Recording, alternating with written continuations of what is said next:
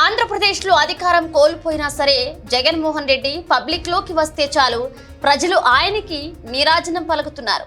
ఆయన fan following చూసి అధికారంలో ఉన్న కూటమి ప్రభుత్వానికి గుండెల్లో రైళ్లు పరిగెడుతున్నాయని అనడంలో ఎలాంటి అతిశయోక్తి లేదు.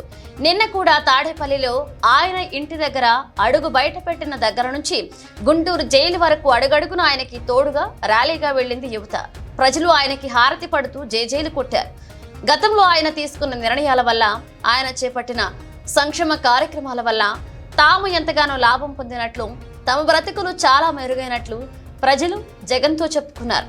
ప్రజలే బౌన్సర్లలా మారి ఆయనకి దారి పొడుగున రక్షణ కల్పించారు. ప్రస్తుత ప్రభుత్వం ఆయనకి పూర్తిగా సెక్యూరిటీ తగ్గించిందని, మళ్లీ సెక్యూరిటీ పెంచామని ఆయన హైకోర్టులో పిటిషన్ వేశారు. దానికి సంబంధించిన విచారణ ఇంకా జరుగుతుంది.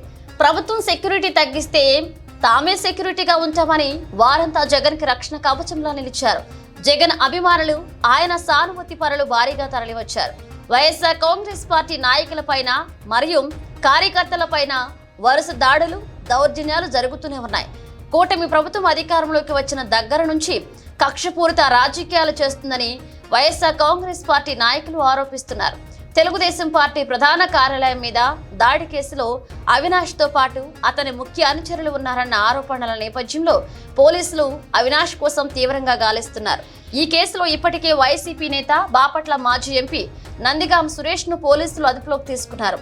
వైసీపీ ఎమ్మెల్సీ లేళ్ల అప్పిరెడ్డిని కూడా పోలీసులు అరెస్ట్ చేశారు.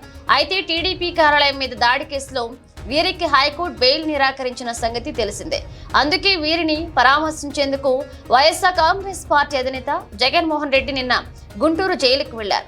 ఓటమికి కుంగిపోయి తలదాచుకోకుండా జగన్ తన అవసరం ఎక్కడ ఉన్నా సరే తనని నమ్ముకున్న ప్రజలకి, నాయకులకి అండగా ఉన్నారనే భరోసా ఇవ్వడానికి ఆయన శ్రమిస్తున్నారు.